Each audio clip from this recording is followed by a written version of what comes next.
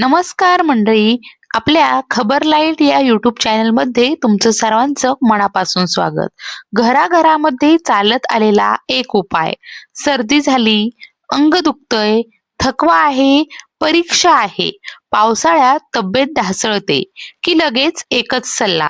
गरम दुधात हळद टाक आणि पिऊन घे. पण कधी शांत बसून विचार केला आहे का, हे खरंच काम करतं का, की आपण फक्त परंपरेवर विश्वास ठेवतो? यामागे खरोखर विज्ञान आहे की फक्त आजीबाईंचा सल्ला? आज आपण भावनेवर नाही तर सायन्सवर बोलणार आहोत. हळद म्हणजे नक्की काय काम करते शरीरामध्ये? हळद ही फक्त स्वयंपाकातील मसाला नाही. तिच्यामध्ये कर्क्युमिन नावाचा एक सक्रिय घटक असतो. हा घटक शरीरामध्ये जिथे सूज तयार होते तिथे जाऊन ती कमी करण्यास मदत करतो. आपल्या शरीरात सूज का येते? तर जेव्हा दुखापत, इन्फेक्शन, ताण, चुकीचा आहार किंवा झोपेची कमतरता असते, तेव्हा शरीरामध्ये इन्फ्लेमेशन म्हणजे सूज तयार होते. ही सूज दीर्घकाळ राहिली तर अनेक आजारांची सुरुवात तिथूनच होते. कर्क्युमिन हा घटक या प्रक्रियेला शांत करायला मदत करतो. म्हणजे हळद शरीराला शांत बस, घाबरू नको असा सिग्नल देते. आता दूध का महत्वाचं? दूध म्हणजे फक्त पांढरं पेय नाही. त्यामध्ये प्रोटीन, कॅल्शियम, फॅट, विटॅमिन्स असतात. हे घटक शरीराला ऊर्जा देतात, स्नायू दुरुस्त करतात आणि हाडं मजबूत ठेवतात. आणि एक महत्वाची गोष्ट, कर्क्युमिन शरीरात तसं पटकन शोषलं जात नाही, पण दुधातील फॅट त्याला शोषायला मदत करतं. म्हणूनच हळद प्लस दूध एकत्रित प्रभाव. फायदा नंबर 1, अंगदुखी आणि सूज कमी होणं. जिम केल्यानंतर शरीर दुखतं, थकवा जाणवतो, गुडघ्यात हलकसं दुखणं आहे, अशा हलक्या फुलक्या वेदनांमध्ये हळद दूध खूप मदत करू शकतं. पण लक्षात ठेवा, हे पेन किलर नाही. मोठी दुखापत, फ्रॅक्चर, तीव्र वेदना या ठिकाणी डॉक्टरांचीच गरज असते. फायदा नंबर 2, रोगप्रतिकारक शक्तीला सपोर्ट करतं. हळदीचे अँटीऑक्सिडंट्स गुणधर्म शरीरातील पेशींचं रक्षण करतात. दूध पोषण पुरवतं, यामुळे शरीराची संरक्षण व्यवस्था थोडी मजबूत राहू शकते. पण एक गैरसमज दूर करूया. हे पिऊन सर्दी बरी होते असं नाही. हे फक्त शरीराला लढायला मदत करतं. फायदा नंबर 3, झोप सुधारायला मदत. रात्री गरम हळद दूध घेतल्यावर झोप का छान लागते? कारण दुधामध्ये ट्रिप्टोफॅन नावाचं अॅमिनो ऍसिड असतं. हे मेंदूत जाऊन रिलॅक्सेशन वाढवतं. हळद सूज कमी करून शरीराला आराम देते आणि हे दोन्ही मिळून शरीर रात्री विश्रांती मोडमध्ये जातं. फायदा नंबर 4, जखम भरायला सपोर्ट. हळद जखम भरून येण्याच्या नैसर्गिक प्रक्रियेला मदत करू शकते, पण ही मुख्य उपचार पद्धती नाही. ऑपरेशन, इजा, गंभीर समस्या यासाठी डॉक्टरांचे सल्ले खूप महत्वाचे असतात. सगळ्यांनीच घ्यावं का? तर नाही. ज्यांना ऍसिडिटी, पोटामध्ये जळजळ, किडनी स्टोन, दूध न पचणं अशांनी नियमित घेऊ नये. किती प्रमाण योग्य? अर्धा चमचा हळद पुरेशी आहे. जास्त घेतल्याने फायदा वाढत नाही, या उलट पोट बिघडू शकतं. मोठं मिथक, हळद दूध कॅन्सर, डायबिटीस, मोठे आजार बरे करतो, हा दावा चुकीचा आहे. हे सपोर्ट आहे, उपचार नाही. हळद दूध म्हणजे जादू नाही, पण शरीराला मदत करणारा साधा, पारंपरिक, काही प्रमाणात वैज्ञानिक आधार असलेला उपाय आहे. मंडळी, आतापर्यंत आपण समजून घेतलं आहे की हळद आणि दूध शरीरामध्ये कसं काम करतं. पण खरी किल्ली इथे आहे, घेण्याची पद्धत काय? कारण चुकीच्या पद्धतीने घेतलं तर फायदा कमी आणि त्रासच जास्त होईल. तर हळद दूध बनवायची योग्य पद्धत बघा. बऱ्याच लोकांची चुकीची सवय काय असते? दूध गरम केलं, वरून हळद टाकली, ढवळलं आणि झालं. पण थोडी शास्त्रीय पद्धत वापरली तर परिणाम चांगले मिळतात. एक ग्लास दूध घ्या, ते उकळायला ठेवा. उकळताना त्यामध्ये अर्धा चमचा हळद टाका. आता इथे एक महत्वाची गोष्ट, चिमूटभर काळी मिरी. काळी मिरीमध्ये पिपरीन नावाचं तत्व असतं. हे कर्क्युमिन शरीरात शोषलं जावं यासाठी मदत करतं. यामुळे हळदीचा परिणाम अनेक पटींनी वाढू शकतो. गोड हवं असेल तर साखर नको, थोडासा गूळ किंवा मध.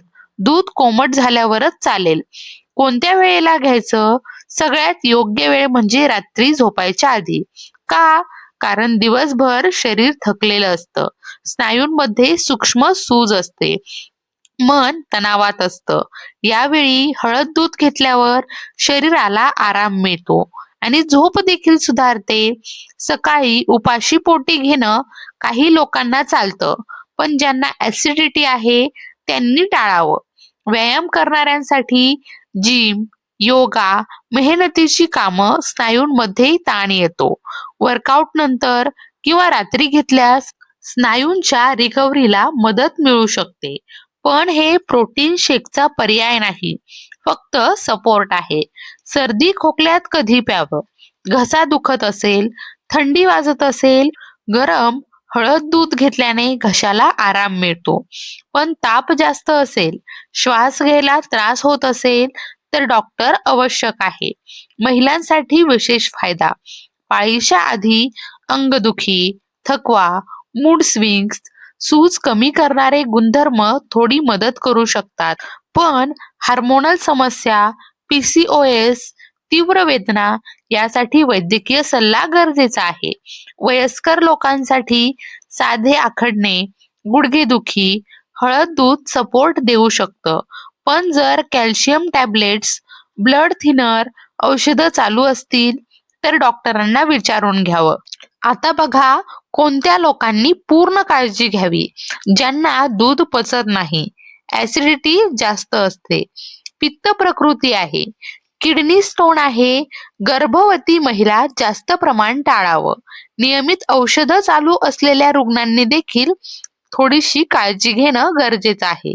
जास्त घेतलं तर काय होतं? लोकांना वाटतं जास्त हळद म्हणजे जास्त फायदा. हे चूक आहे. पोट बिघडू शकतं, आम्लपित्त वाढू शकतं, काहींना उलटी, जुलाब देखील होऊ शकतात. म्हणूनच प्रमाण महत्वाचं आहे. मानसिक ताणावर परिणाम, हो, थोडासा. गरम पेय प्लस ट्रिप्टोफॅन प्लस शरीर रिलॅक्स यामुळे मन शांत होतं. म्हणजे अनेक्सिटीचं औषध नाही, पण शरीर रिलॅक्स केल्याने मनही शांत होतं. संशोधन काय सांगतं? तर अनेक अभ्यास सांगतात की कर्क्युमिन मध्ये अँटी इन्फ्लेमेटरी आणि अँटीऑक्सिडंट्स गुणधर्म आहेत. पण अजूनही मोठ्या आजारांवर ठोस उपचार म्हणून त्याला मान्यता नाही. म्हणून हे पूरक आहे, मुख्य उपचार नाही. एक साधं उदाहरण पहा. समजा तुमचं शरीर एक घर आहे. औषध म्हणजे फायर ब्रिगेड, हळद दूध म्हणजे घरातला छोटा अग्निशामक सिलेंडर. छोटी आग विझवायला मदत होईल. मोठ्या आगीत फक्त यावर अवलंबून राहायचं नाही. रोज घ्यायचं का? तर नाही. हा रोज सक्तीने घेण्याचा पदार्थ नाही. जेव्हा शरीर थकलंय, हलकी सर्दी आहे, स्नायूंमध्ये ताण आहे, झोप नीट लागत नाही, तेव्हा घ्यायला काहीच हरकत नाही. पण दररोज घेतलं की आजार कधी होणारच नाहीत, हा गैरसमज आहे. मुलांना देता येतं का? लहान मुलांना खूप कमी प्रमाणात देता येऊ शकतं. पण दूध चालतं का? ॲलर्जी नाही ना? पोट बिघडतं का? हे आधी पाहून घ्यावं. 1 वर्षाखालील बाळांना देऊ नये. शंका असेल तर बालरोग तज्ञांचा सल्ला घ्यावा. दूध न चालणाऱ्यांनी काय करायचं? लॅक्टोज इंटॉलरन्स असेल तर बदाम दूध, ओट्स दूध, नारळ दूध यामध्ये देखील हळद टाकून घेऊ शकता. पण इथे देखील प्रमाण आणि शरीराची प्रतिक्रिया महत्वाची आहे. लोक करत असलेल्या मोठ्या चुका पहा. एकदम जास्त हळद टाकणं टाळावं. दिवसातून अनेक वेळा पिणं देखील टाळावं. गंभीर आजारात औषध बंद करून यावर अवलंबून राहणं चुकीचं आहे. आणि डॉक्टरांचा सल्ला न घेणं ही सगळ्यात धोकादायक चूक आहे. शरीर काय सांगतं ते ऐका. हळद दूध घेतल्यावर आराम वाटतो, झोप सुधारते, पोट ठीक राहतं तर चालू ठेवा. पण पोट जळतं, गॅस वाढतो, मळमळ होते तर लगेच थांबवा. आता एक वैज्ञानिक गोष्ट पहा. हळद म्हणजे हेल्दी सिग्नल देणारी गोष्ट आहे. ती शरीरातील सूज नियंत्रित ठेवायला मदत करते. पण जीवनशैली चुकीची असेल, झोप नाही, जंक फूड, ताण, तर एक ग्लास हळद दूध काहीच बदल करू शकत नाही. हळद दूध म्हणजे जादू नाही, औषधांचा पर्याय नाही, पण शरीराला सपोर्ट देणारा पारंपरिक उपाय आहे. हलक्या त्रासात उपयोगी होणारा उपाय आहे. झोप, सूज, थकवा यासाठी मदत करणारा. म्हणजेच स्मार्ट वापर करा, अंधविश्वास नाही. तर मंडळी, आज आपण भावनेतून नाही तर विज्ञानातून समजून घेतलं. हळद आणि दूध खरंच किती उपयोगी आहे. तुम्ही हे आधीपासून घेत असाल तर आता योग्य पद्धतीने घ्या, आणि जर फक्त ऐकून करत असाल तर आता कारण समजलं असेल. अशाच आरोग्यविषयक सोप्या आणि वैज्ञानिक माहिती करता आपल्या खबरलाईट यूट्यूब चॅनलला सबस्क्राईब नक्की करा.